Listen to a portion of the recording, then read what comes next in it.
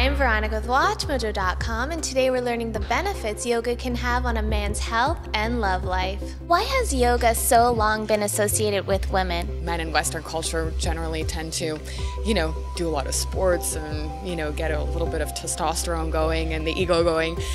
Whereas back in the day in India or more in Eastern culture, it was primarily men and young boys that did yoga. So this is a very Western culture kind of thing. What are the benefits of yoga for men? It can definitely, strengthen and tone the muscles. It can make the muscles longer and leaner.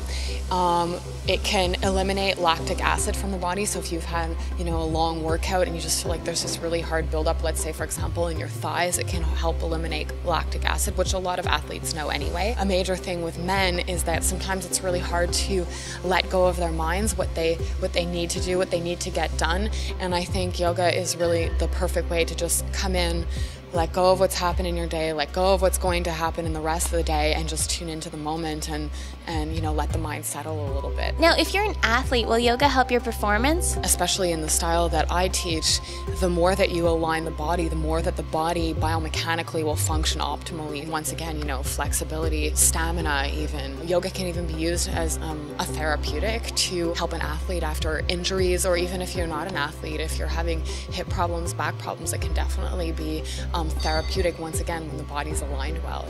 Speaking of performance, how will yoga help you in the bedroom? Yoga postures work on the endocrine system, and there's parts of the endocrine system that relate to, let's say, the sexual organs of the body, and they will definitely help not just increase blood flow, but help that in certain ways, yeah.